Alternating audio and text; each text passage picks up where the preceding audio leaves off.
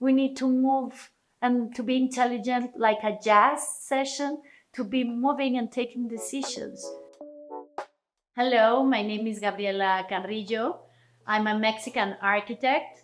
I studied in UNAM, where I am an academic in the Faculty of Architecture. So I am a very proud Puma.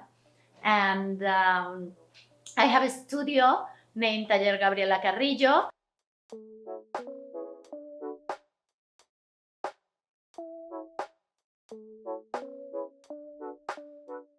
I started to work very early in my career. I started in third semester in a special program that the UNAM, the Faculty of Architecture, has, where they hire the university and then you develop real projects, but they are meant to be done with students and professors. In that space, I met a lot of amazing people, and beyond them was one of the leaders of Mauricio's studio. So he invited me to work with Mauricio. I started to work with him when I was 23 years old, so I was really young. I started as a very young architect, design architect, and then I worked for him, for his office, 10 years, and then we became partners, and we were partners for 9 years. And in architecture, as this is something very personal, it's something that it's from us. It is not that you should be the same or that you should think similar, but that you are on the same path of pursuing the same things. And if you are on that, you think, wow, perfect, let's go. And that's what happened with me with Mauricio for 19 years. And when we found out we were not on the same path, it's not that we don't love each other, we should get separated. We had a very important competition. It was, I think, the point of inflection where things changed from my eyes, at least. And they invited four very important competitors, which were Shigeru Ban, Smiglan Radic, Snøhetta, and Dealers Video and Rep, and us. Imagine. And we were kids, considering these big monsters. And it was for a museum, a sustainable museum in Guadalajara. What happened is when I saw the presentation of Snøhetta, I was just thinking, this guy is a liar. I was thinking, this guy those are not the amount of square meters that were asked for. And he's a liar because he had avoided these rules, and he had ignored these things. And I was thinking and thinking and thinking, but of course his presentation was magnificent. He was seducing the jury, and he was telling us all that his project was why the best, and it was, but somehow with tricky ways. You see? And not solving everything, and maybe not lying, but not saying everything. And there I said, that's the way you need to do a competition. And then we started to win competitions. Now, of course, it's a bit different. I mean, I have my own studio. I had been invited to develop very interesting competitions. I love to do competitions. I got invitations for other clients with whom I had worked previously. But a lot of people is in contact with me through Instagram or through my web page, asking, we want to know more, we want to work with you. You see, in Mexico, it's very difficult to hang a design office, especially the ones of our scale. Very difficult. Not because we don't have projects, and not because they are not amazing projects, and not because we choose to have public and private projects and the public projects are not paying. They pay very small fees, never on time. No one pays on time, not even the private ones. So you're always struggling with a schedule and a calendar that never happens. And you need to pay to the people every month. So one of my challenges to be alive is that you need to be sustainable. And that sustainability has to do with having big teammates which have already their structure. So you don't have to have a structure this size. You have to have a structure this size, but other teams with their own structure that could be part of your team somehow. So you start to create alliances. And I think that is a system and that is really sustainable. So you don't need to have the budget to survive. You can survive because you know people, and that alliances are created because of empathy, because of confidence, and because of gratitude and love. That's it. The scope was to develop a competition in 2 weeks, a project in 3 months, a construction built in 3 months, in a very vulnerable site with a very reduced budget, and something that could be replicated in all the country. How are we going to guarantee we can build this in 3 months? Well, with someone that knows how to build, that knows to calculate structures at the same time you're designing. We don't have the time to finish this and then send it to the structural guy and come back. We need to do it at the same time. We broke the limits of what you usually do in the process, which is design, structure, MEP, come back, design, structure, MEP, come back. And in this case, we grab all of them at the same time. If you see our first render, it's the work we built. If we talk about the Colectivo is one project. Even though we have 35, 50 projects inside, it's the same strategy, because it's a strategy we needed to develop for this kind of scope, for this government, for these conditions, for this time, and for these budgets. Now what I do is I think a lot. I grab many and a lot of information from everywhere.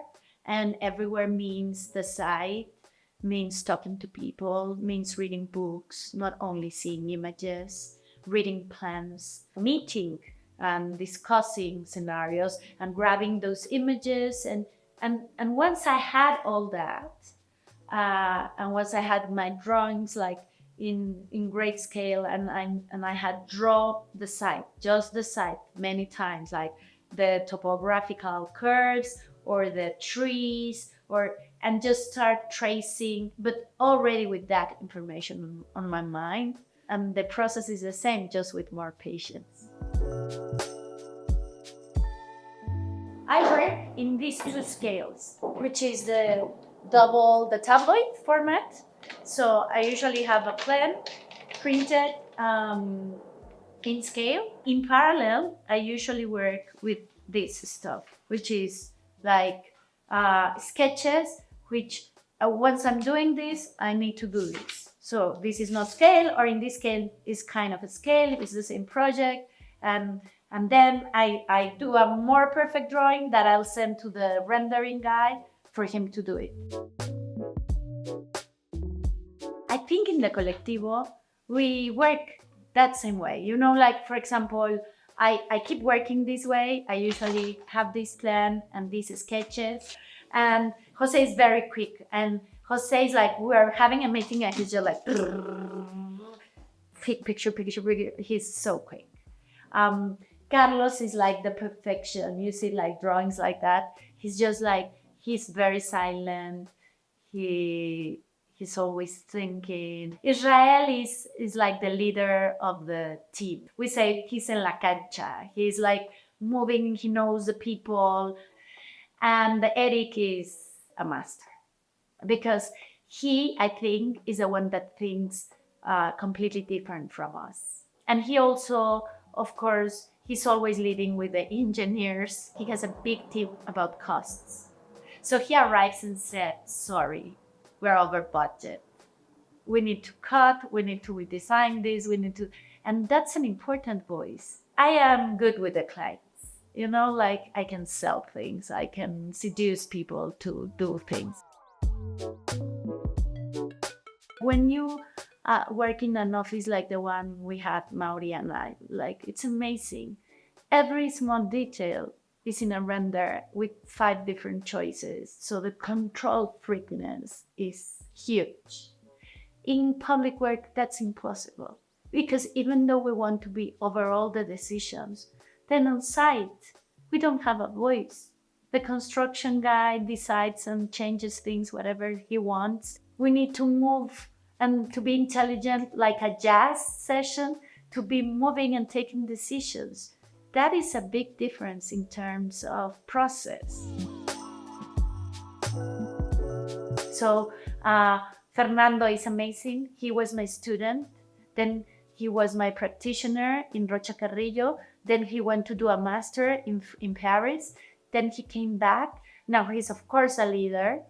I had seen him grow, and a lot of the people working with me were my students. But a lot had gone afar and come back. Now I have Joyce. Joyce is an operation system, lovely girl that knows every step. So if you say, can she do that? No, we need to deliver this on Monday, that on Saturday, we need to charge this, we need to do this, this guy needs to pay. And Sophia is the one in charge of the money. She has all my bank accounts.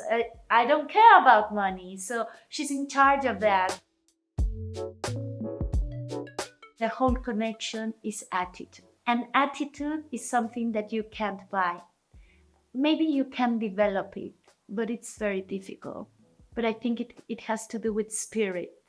So for me, it's not to have the most brilliant and talented architects, which they are, but it's to have like the greatest team that can create community and that can work and understand the abilities and the weaknesses of us, and really can match an agenda where community works.